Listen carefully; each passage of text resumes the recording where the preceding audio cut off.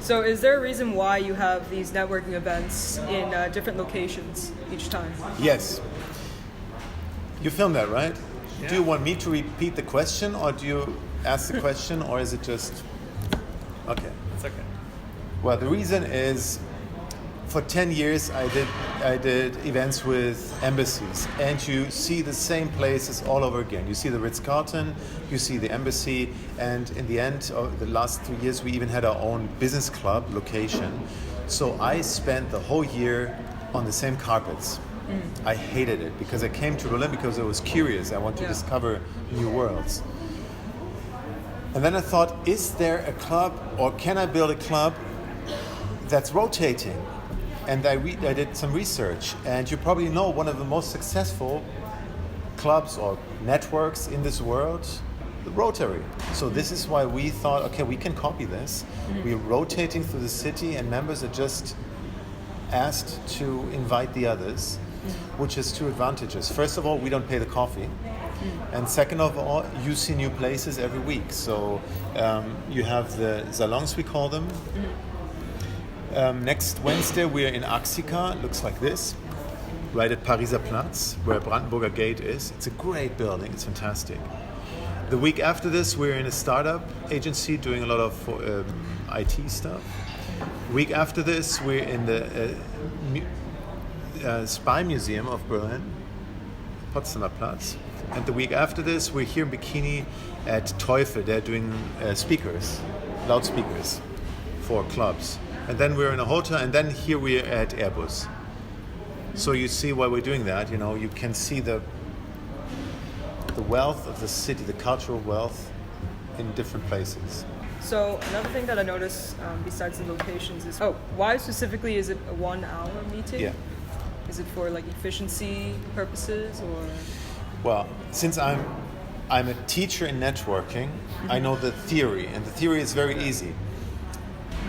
If you want, or the main purpose of networking is not small talk. The main purpose of networking is to make bonds, reliable relationships, you know, to make friends out of foreigners, to build trust. Now, to build trust, you can do two things. Spend time with each other, you know, just waste an evening in the bar, get drunk, take other drugs, get beat up together, you know, and then be closer than before. Or you can go into projects and start working with each other and, you know, learn how the other functions, discuss values, see that you have a value match, and then that's the fast lane. So if you want to build a network of diverse people with different lifestyles, it's difficult to gather them in a bar every week, you know? And you'll waste a lot of time, and you'll give a lot of energy and space to people who have time.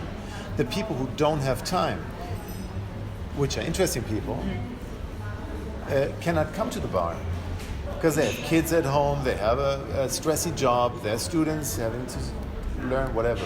So if you want to bring all kinds of people together, make it short. It's like speed dating. Yeah.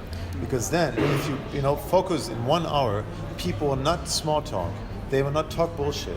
They will not, try to waste time. They will say, okay, I have 1 hour to connect with you, so let's, talk about what's important for us. And that doesn't mean to have business. So to give you a short answer, we just want to cut the crap. Okay. People work with people and invest in people who they trust.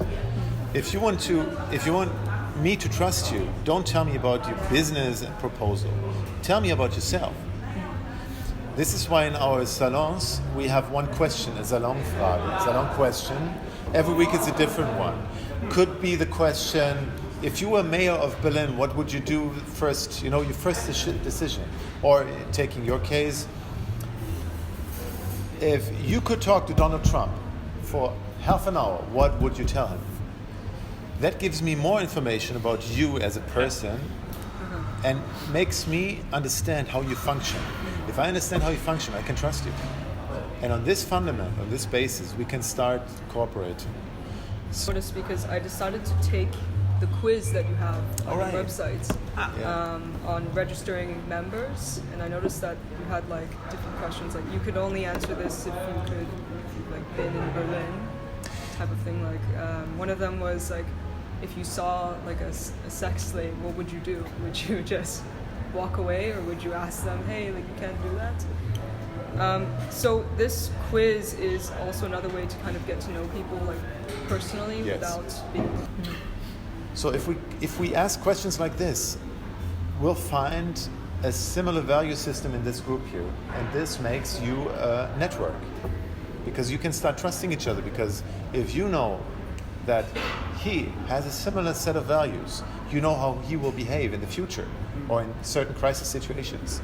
And since you know how he's going to behave, you're going to trust him. And that bonds people. Club Berlin seems to have sort of a focus on networking. What kind of advice would you give to young creatives on networking? Well, the advice I give to young creatives is the same advice I give to Republicans. Open up. Open up. Because at the moment, we're experiencing the growth of fear. Fear destroys trust. Fear destroys creativity and potential. And at the moment, the world is in a stage of growing fear of each other. The Democrats fear the Republicans fear the Chinese fear the Russians fear the whoever, it's a circle of fear, and that destroys future. So my advice, to put it in a nutshell, is do some research, find the people you would never want to talk to, and start talking to exactly these people. Because this is where the future is. Talk to Donald Trump. We're really trying to talk to him. Well, different topic, because Donald Trump is Hitler in blonde, so there are few people you cannot do. Have you met anyone so far that you really think is doing some very interesting work here in Berlin so far? Yes, a few people. A few people. First of all, you have to visit Drink and Draw. Drink and Draw is a collective, an art collective of people who achieved something incredible. Namely, it started all with a guy called Julian Diekert, who invited a few friends to come to his home, and they found themselves in a spot that's incredible.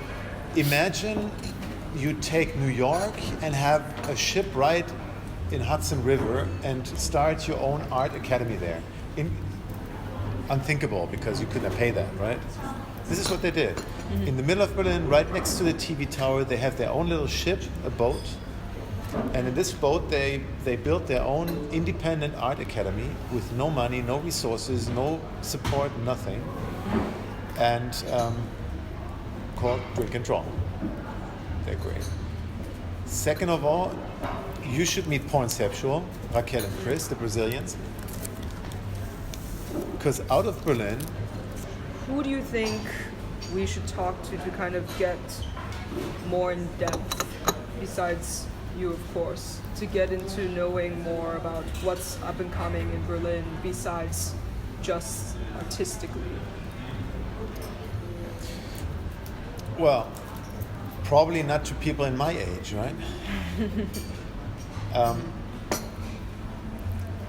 Also here, I will send you a few names, but I suggest you go out and just talk to people at the bar. Yeah. And go to UDK, the university, and just talk to other students, because they probably know better than I what's under the surface, what's happening right now. I wouldn't trust politicians or people like me, because we're all established.